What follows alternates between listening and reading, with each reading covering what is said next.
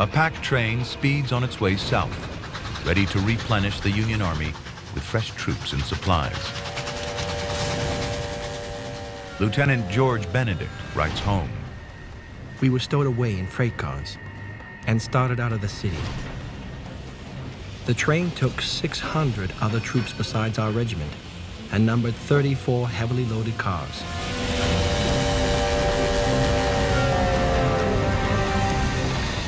The railroad, one of Lincoln's hidden weapons in this war.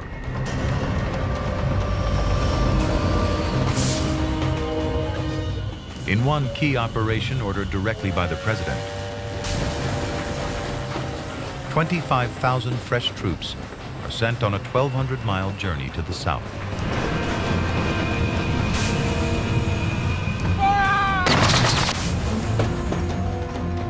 By road, it would take over 2 months. By rail, it will take these men just 7 days.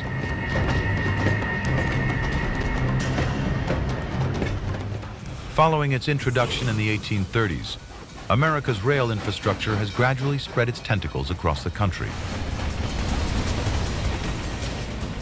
Lincoln realizes it can revolutionize the speed of troop deployments.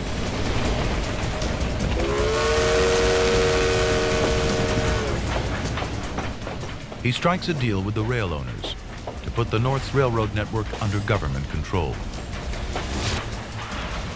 It turns the railroad into a weapon of war. Instead of armies being limited to the speed at which they could march, all of a sudden you had armies being able to move to the front by rail, and more importantly, supplies. Supplies and troops pour out of the north towards the battlefront. Some busy lines carry 800 tons of supplies a day, the equivalent of 80 railroad cars.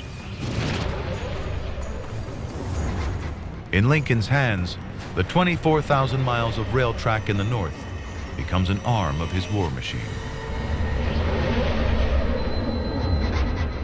But the South has a far smaller network, just 9,000 miles at the start of the war, and it remains under private control.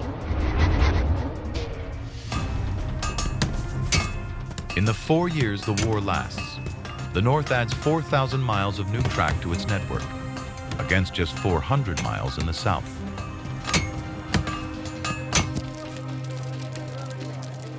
This inability to coordinate rail supplies will prove disastrous for the South.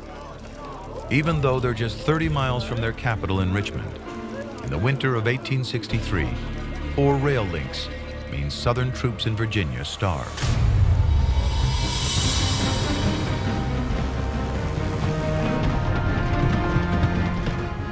For all their brilliance and determination in battle, the South simply lacked the logistics to deliver a decisive blow.